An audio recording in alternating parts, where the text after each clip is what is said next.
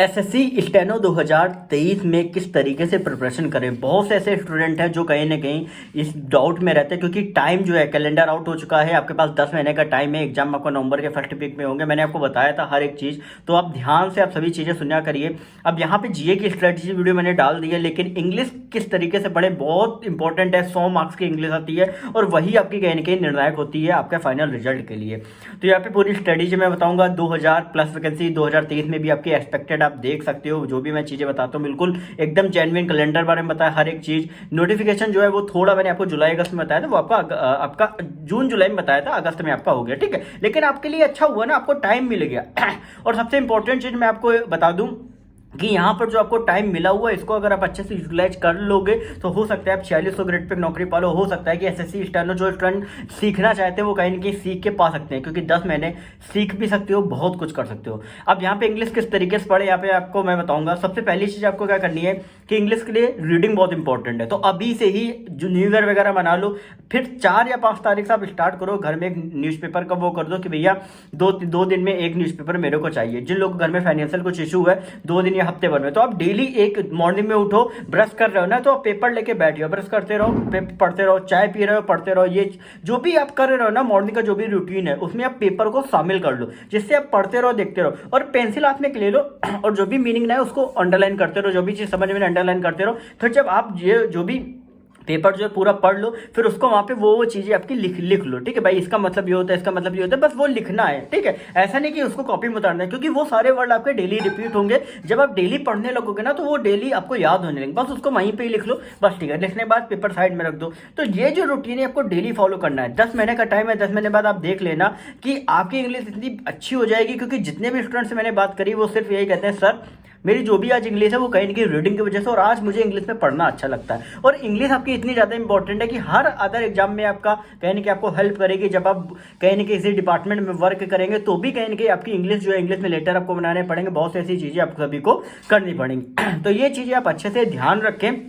और इसके अलावा वोकैब्स के लिए अगर मैं आपको बताऊं तो वोकैब्स के लिए अगर आप चाहो तो आप ब्लैक बुक ले सकते हो, आप चाहो तो नीतू सिंह की ले सकते हो, आप चाहो एमबी पब्लिकेशन या कोई भी ऐसी बुक जिसमें प्रीवियस ईयर की आपकी वोकैब्स दी हुई हो वो कर सकते हो। क्योंकि ऑलरेडी एग्जाम की जो आपकी वोकैब्स है ना, ठीक है, वो कहीं ना कहीं आपकी प्रीवियस ईयर से कुछ आती है। नहीं तो आप न्यूज़पेपर तो आप पढ़ ही रहे हो, उनसे कहीं ना कहीं आपकी वोकैब्स प्रिपेयर होती रहेंगी, ठीक है। तो ये चीज़ें जो है वो आपकी वोकैब्स से कवर हो जाएंगी।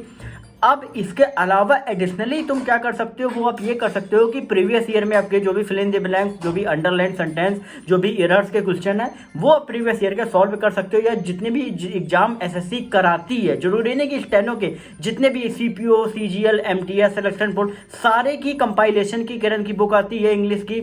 नहीं तो आपका पिनाकल की आती है, वो आप खरीद लो। उनसे आप सिर्फ और सिर्फ प्रैक्टिस करो, उनकी प्रैक्टिस करो, चीज़ें वो करो। और एक बार नहीं 2 से 3 बार प्रैक्टिस करो कि वो आपके दिमाग में फिट हो जाए, इतना कर सकते हो। इसके अलावा अगर आपके पास कहीं ना कहीं ये चीज़ें अवेलेबल नहीं हो पा रही, मान लो कि पिनाकल की बुक या कोई भी बुक नहीं अवेलेबल हो पा रही, आप सीधा यूट्यूब पर जाओ, सर्च करो कि एसएससी स्टेनो या SSC previous year errors question, ठीक है। तो वो आपको वीडियोज आपको मिल जाएंगी। एरर्स बहुत लोग सॉल्व कराते हैं प्रीवियस ईयर की, फिल इन द ब्लैंक्स, आपका क्लोज टेस्ट, आपका कंप्रहेंशन, सारी चीज़ें आपकी यूट्यूब पे अवेलेबल है। तो अगर आप चाहो बुक कहीं नहीं ले जा सकते तो अपना यूट्यूब खोल के बैठ जाओ, करो। रील्स मत देखो, रील्स में टाइम बर्बाद करोगे, घंटा नौकरी नहीं मिलेगी आपको। बिल्कुल एकदम करेक्ट बात मैं बता रहा हूँ ये चीज़ें। कोई ऐसा नहीं कि मैं भी एक अनोखा हूँ, मैं भी पढ़ के आया हूँ, मैंने भी चीज़ें देखी, मैं भी कहने के पहले टाइम बर्बाद करता था ये। लेकिन जब चीज़ें समझना चालू किया, जब आपके घर में कोई ऐसा होता है ना बड़ा भाई जो ऑलरेडी लग चुका होता है, तो वहाँ से आपको मोटिवेशन मिलना चालू होता है। मेरे ऑलरेडी बड़े भाई ऑलरेडी 2 जगह सेलेक्ट हुए थे, एक्साइज में, इनकम टैक्स, डायरेक्ट इंस्पेक्टर। तो वो चीज़ें कहीं ना कहीं अंदर से आपको मोटिवेट करती हैं। तो ये चीज़ें आपको अच्छे से ध्यान रखनी है अर्ली एज में। अभी आप देख सकते हो कहीं से भागवत शर्मा, एक लड़का प्रियांशु दुबे एफएसक्यू में उसको 4600 में उसको मिला हुआ है, मतलब 20 साल की एज है। सोचो उन लोग ने कितनी जल्दी क्रैक कर लिया। तो यही आपको मोटिवेट करेंगे अंदर से। आप जब फाइनल रिजल्ट आता है ना, तो फाइनल रिजल्ट के राइट अप में देखना, जब आपकी जो वैकेंसी जो कट ऑफ होती है ना, उसके साइड में होता है लास्ट सिलेक्टेड कैंडिडेट्स की डेट ऑफ बर्थ। कभी देखा है आपने? आप रिजल्ट तो देखते हो गए, लेकिन कभी वो चीज़ देखी है? वहाँ पे डेट ऑफ बर्थ से देखा करो। किसी की आपकी 2000 है, किसी की आपकी वहाँ पे है 2001 है, किसी की आपकी 1996, 97।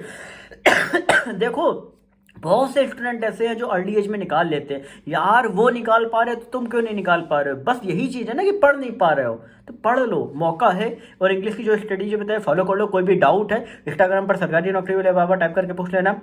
टेलीग्राम ग्रुप को ज्वाइन कर लेना, डिस्क्रिप्शन लिंक आप सबको दिया गया। बाकी जो भी अपडेट रहेंगे यहाँ पे आप मिलते रहेंगे।